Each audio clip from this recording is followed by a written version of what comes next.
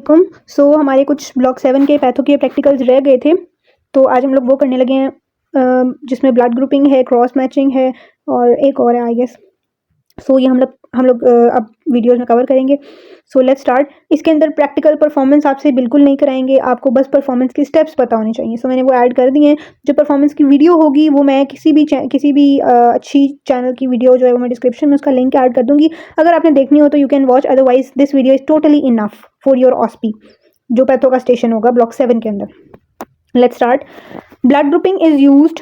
Blood grouping का आपको पता ही है, इसमें कुछ नया नहीं है। ब्लड ग्रुप्स हैं डिफरेंट ह्यूमंस की, जो आरबीसीज हैं उनके ऊपर मौजूद एंटीजन्स की बेस पर हमने ब्लड को डिफरेंट ग्रुप्स के अंदर डिवाइड किया हुआ है। उन एंटीजन्स के भी डिफरेंट टाइप्स हैं। लाइक अगर ए बी की बात करें तो उसकी बेस पर एबीओ ब्लड ग्रुप सिस्टम है। आरएच एंटीजन की बेस पर आरएच ब्लड ग्रुप सिस्टम है। इसी तरह एमएन ब्लड ग्रुपिंग है। देयर आर मल्टीपल सिस्टम्स जिसकी बेसिस पर हमने क्लासिफिकेशन की हुई है। Most common that we used these days is ABO and Rh system. ठीक है, इसी की हम बात करते हैं, इसी की ब्लड ग्रुपिंग होती है अब हॉस्पिटल्स के अंदर। Blood grouping is use to determine individual's blood type. वो ब्लड टाइप हमारे लिए मालूम करना क्यों ज़रूरी है? क्योंकि आजकल इतनी ट्रांसफ्यूजन होती हैं, ब्लड लग रहा होता है। वेरी इंपॉर्टेंट कि सेम टाइप का लगे। कॉन्ट्राडिक्शन होगी या अलग टाइप का लगेगा तो हिमोलिसिस हो सकता है, ट्रांसफ्यूजन रिएक्शन हो सकता है, very lethal transfusion reaction. They are based on the presence or absence of the specific antigens on red blood cells. The two main blood group systems are the ABO system, which classifies blood into A, B, AB or O groups, and the RH system, which determines whether a person is RH positive or RH negative based on the presence of the D antigen. D antigen होती है, अगर वो present होगी तो हम positive कहेंगे, नहीं होगी तो हम RH negative कहेंगे उस person को, उसके blood को basically। ऑब्जेक्टिव हमारा क्या है ब्लड ग्रुपिंग करने का? To determine the blood group of a given blood sample using the test tube method. Principle क्या है इस प्रैक्टिकल का? Blood grouping is based on the agglutination reaction. ये आपने फिजियो के अंदर भी किया होगा। हम लोग एंटी सीरा डालते हैं ब्लड के ड्रॉप्स रख के, और जहाँ पर क्लॉटिंग आ जाती है इसका मतलब एग्लूटिनेशन आ जाती है, इसका मतलब वो वाली एंटीबॉडी, वो वाला एंटीजन प्रेजेंट था जो एंटीबॉडी और एंटीजन रिएक्शन हुआ जिसके नतीजे में एग्लूटिनेशन हुई। Agglutination is basically the basis between antigens present on RBCs and antibodies in the reagent antisera। यानी हम लोग इसकी डिफरेंट टाइप्स होती हैं। कुछ में हम अननोन एंटीजन लेते हैं और नोन एंटीसीरा डालते हैं। अगर क्लॉटिंग एग्लूटिनेशन हो गई इसका मतलब वो वाले एंटीसीरा का कॉरिस्पॉन्डिंग एंटीजन उस पर प्रेजेंट है।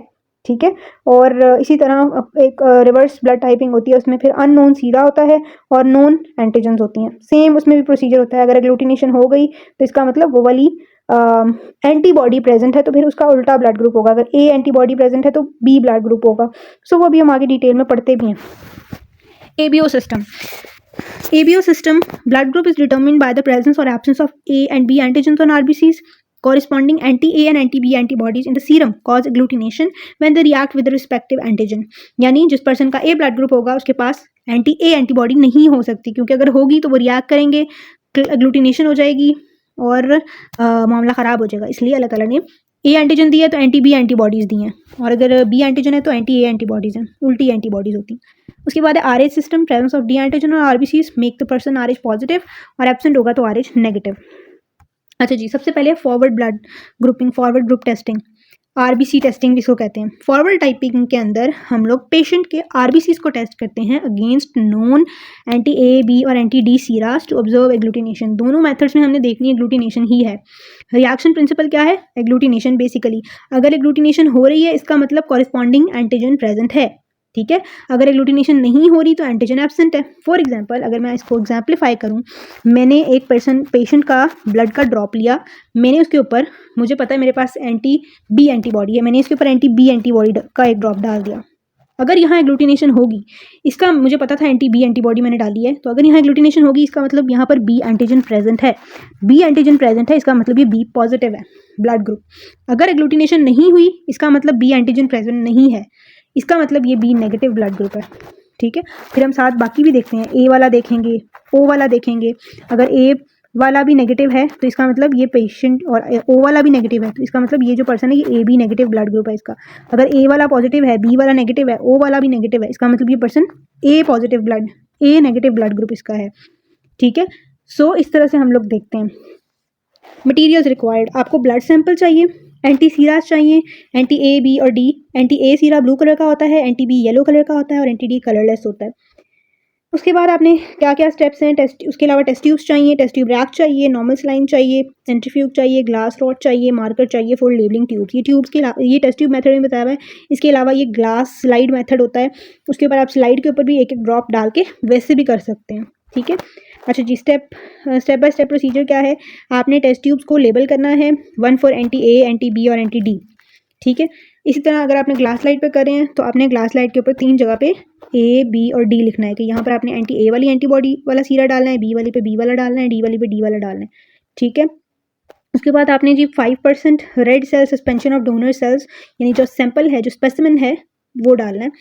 उसको आपने टाइट्रेट करना है। टाइट्रेट कैसे करना है, आपने 95 microlitre of red cell in 5 ml of normal saline के अंदर उसको बेसिकली प्रिपेयर करना है। उसके बाद आपने जो है हर टेस्ट ट्यूब के अंदर 1 ड्रॉप ऑफ कॉरिस्पॉन्डिंग एंटी सीरा डालना है, जिसके पर एंटी ए लिखा था उसके पर एंटी ए सीरा डालना है, एंड देन रिस्पेक्टिवली हर एक का आपने एंटी सीरा डाल देना है। फिर आपने रेड सेल सस्पेंशन डालना है, एक ड्रॉप तीनों टेस्ट ट्यूब्स के अंदर। फिर आपने उनको मिक्स करना है क्लीन एप्लीकेटर स्टिक के साथ, उसको 34,000 RPM पर 15 सेकेंड के लिए सेंट्रीफ्यूज करना है और एग्लूटिनेशन को ऑब्जर्व करना है। थोड़ा सा उसको हिलाना है जेंटली, और एग्लूटिनेशन देखनी है लाइट सोर्स के सामने रख के, लाइट के थोड़ा सा डे लाइट हो, अच्छी लाइट आ रही हो, वहाँ आपने देखना है कि एग्लूटिनेशन हुई है या नहीं हुई है, ठीक है। रिजल्ट्स जैसे यहाँ पर इन्होंने बताया हुआ है, अब ये टेस्ट ट्यूब है एंटी ए वाली, अगर ग्लूटिनेशन होगी तो वो इस तरह से आरबीसीज एक जगह पे स्टैक्ड क्लम्प्ड नजर आएंगे, नहीं होगी तो फिर नहीं आएंगे, ठीक है। तो फिर इस तरह की अपीयरेंस होगी। तो अब वो दिखा रहे हैं कि अगर एंटी ए में आपको नजर आई है क्लम्पिंग, तो पेशेंट क्या है जी, ए पॉजिटिव ब्लड ग्रुप है, उसका ए ब्लड ग्रुप है, ठीक है। पॉजिटिव को फिलहाल छोड़ दें क्योंकि यहाँ डी वाली टेस्ट ट्यूब नहीं दिखाई, वो ए पॉजिटिव ए है ब्लड ग्रुप उसका। फिर अगर बी वाली में हुई है तो बी ब्लड ग्रुप है उसका, अगर दोनों में हुई है तो उसका ए बी ब्लड ग्रुप है, ठीक है। और अगर दोनों एंटी ए एंटी बी दोनों में ही नहीं हुई तो फिर उसका ओ ब्लड ग्रुप है। ये ए बी ओ के टाइप्स के लिहाज से उन्होंने बताया, ठीक है। सो इस तरह से इसकी आपने करनी है। पेपर के अंदर ही आपको प्रैक्टिकल एक तो सीधा सीधा प्रोसीजर प्रिंसिपल ये सारा कुछ पूछ सकते हैं, उसके अलावा आपको वो एक क्वेश्चन दे के पूछ सकते हैं, पेशेंट आया है, हमने उसकी ब्लड ग्रुपिंग की है और हमने देखा कि उसकी एंटी ए वाली टेस्ट ट्यूब के अंदर क्लम्पिंग हो रही है, एंटी बी वाली के अंदर नहीं हो रही है और एंटी डी वाली के अंदर भी हो रही है, उसका ब्लड ग्रुप क्या होगा, उसका ब्लड ग्रुप होगा ए पॉजिटिव। फिर आपने उसके अकॉर्डिंग देख के बताना है कि उसका ब्लड ग्रुप क्या होगा, ठीक है। उसके बाद है जी reverse blood typing, reverse blood grouping. ये थोड़ा सा कंफ्यूज करता है बट बहुत आसान है, बिल्कुल ऊपर वाले मेथड को उल्टा कर दें। ऑब्जेक्टिव क्या है, to determine the blood group of an individual using serum testing. मकसद वही है हमारा, बस हमने मेथड उल्टा कर दिया, रिवर्स ग्रुपिंग कर दिया। उसमें हमारे पास ऊपर वाले मेथड के अंदर एंटीजन हम पेशेंट की लेते हैं जो हमें नहीं पता कि उसके अंदर कौन सी एंटीजन है, एंटीबॉडी हम नोन ले रहे हैं, हमें पता है, हम जब डाल रहे हैं हमें पता है हम एंटी ए एंटीबॉडी डाल रहे हैं। इसमें उल्टा है, हम अननोन एंटीबॉडी वाला सीरम ले रहे हैं, हमें नहीं पता पेशेंट के पास कौन सी एंटीबॉडी है, हम लोग अपने पास एंटीजन नोन पड़ी हैं वो डालते हैं। अगर क्लम्पिंग हो जाएगी तो उस एंटीजन की कॉरिस्पॉन्डिंग एंटीबॉडी अगर पेशेंट के ब्लड में प्रेजेंट है तो ब्लड ग्रुप फिर उसका उल्टा बनेगा, बस ये याद रखना है। यहाँ पे ब्लड ग्रुप उल्टा बनेगा, अगर एंटी बी एंटीबॉडी प्रेजेंट है तो ब्लड ग्रुप उसका ए होगा। ये स्टूडेंट्स गलती करते हैं, तो ब्लड ग्रुप इसमें बताने में थोड़ा इसलिए मसला होता है। पेपर में सेम इसी तरह से आ सकता है, एंड पे हम एग्जाम्पल के साथ भी डिस्कस करते हैं। सो ऑब्जेक्टिव मैंने बता दिया है। प्रिंसिपल क्या है, reverse blood grouping is based on the principle of antigen antibody reaction. Agglutination का ही इसका भी प्रिंसिपल है। The serum plasma of the individual is tested against known RBC antigens. Naturally occurring antibody is present in the serum will react with the corresponding antigen causing agglutination.